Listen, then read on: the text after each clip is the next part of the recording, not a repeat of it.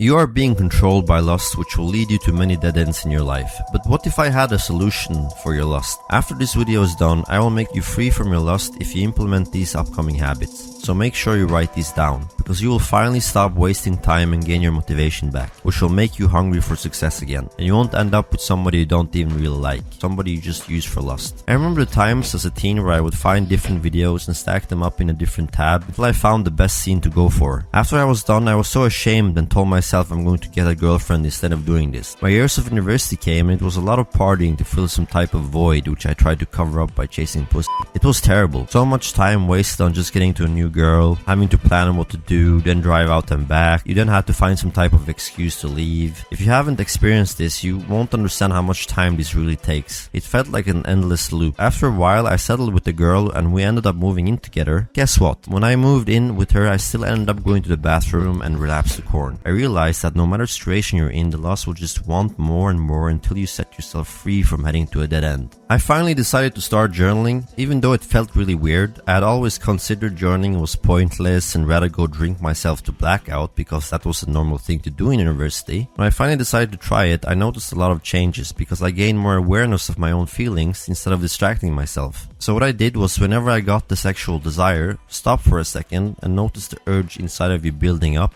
Try be annoying and do the opposite of what it wants, and when it builds up, you journal about it, where you think it's coming from. Just make guesses, at least half a page. I personally have complex PTSD from my childhood, so try reflecting on where your neediness is coming from. Journaling itself was not enough when I was really down bad. When your baseline dopamine is so totally fried and you barely get motivation to do anything, your baseline is so low, and now your willpower and motivation is gone down the drain with it. You're like a dopamine crackhead where you need your fix. You're so used to these bursts of dopamine, but the thing is, you need a bigger hit each time. That's why you sometimes do it 2 to 3 times. Good news is that you can get your baseline back to normal with cold showers. You probably already know about this, but you still don't do it. That's why you build it up slowly instead of procrastinating it. Do the 2-minute procrastination rule, where you just barely make it colder each time and stand there for only 2 minutes, and then you stay there longer each time. Because in order to build a habit, you have to establish it before it can be expanded upon, which is a quote from James Clear, who wrote Atomic Habits. Next step is to show yourself self-love, because that's when these habits actually naturally stick to you.